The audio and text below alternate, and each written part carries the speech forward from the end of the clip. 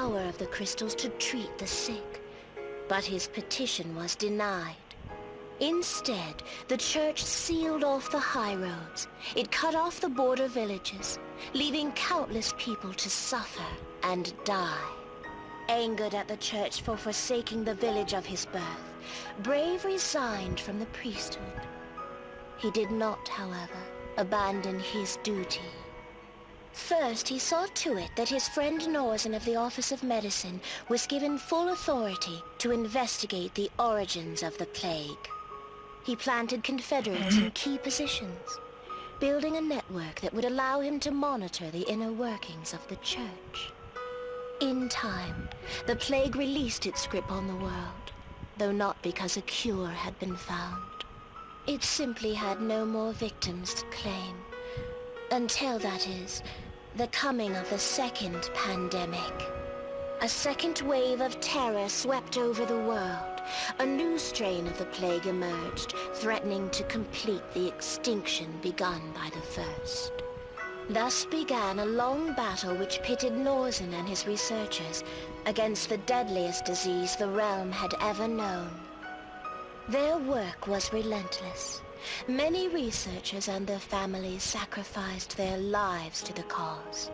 Unwilling to put his men at risk, Norzen took to testing new treatments on his own body, losing one of his 5 senses in the process.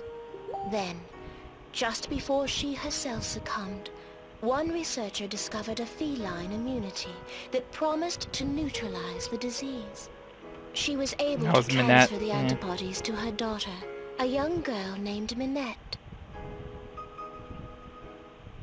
So it was that a vaccine was formulated that would bring the second pandemic to an end. The whole story is faithfully recorded here, in Greed's log. As the people came to learn of the terrible crimes committed by the church, its authority began to crumble. In desperate hope of regaining the faith of the people, the church issued a proclamation. It would attempt the grand ritual. It was this, more than anything, that spurred Brave the Templar to action. These events too are recorded in your father's log.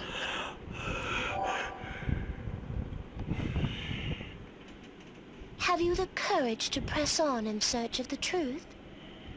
Then you know where to find us. Damn.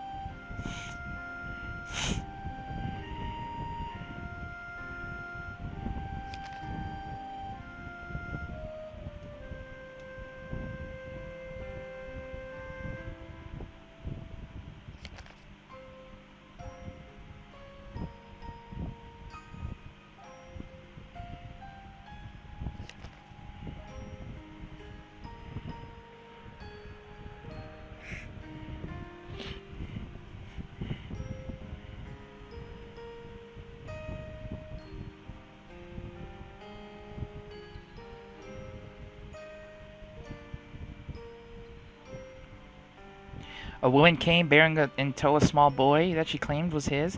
So is you like a bastard? Do you think? Maybe?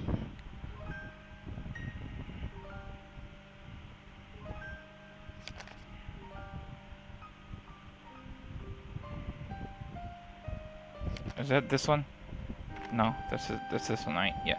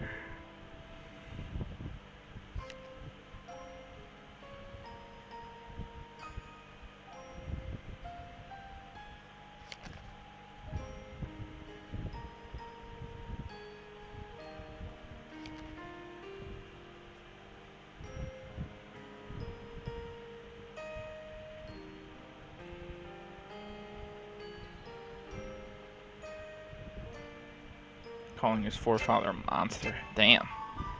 That's crazy. Hmm.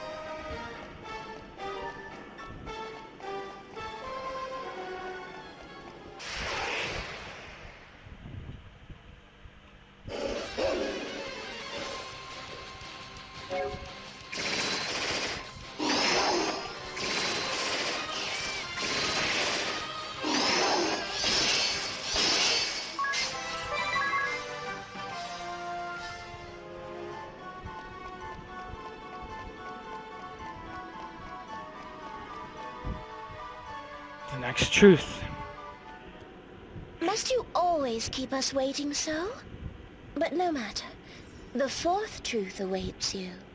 We shall tell you of the trials of the White Lion.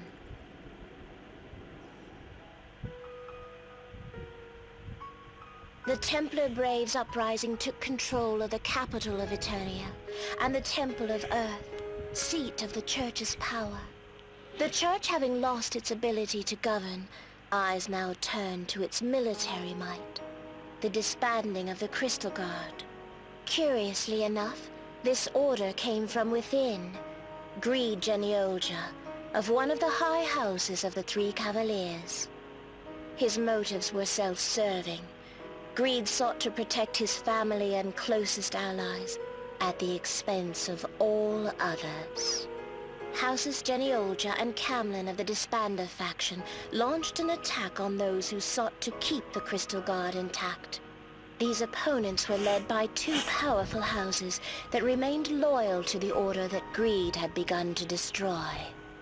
The two houses had in their service a swordsman, Jerome Balestra, whose skills were famed throughout the land. Balestra fought back bravely against the warriors of houses Geniolja and Camlin.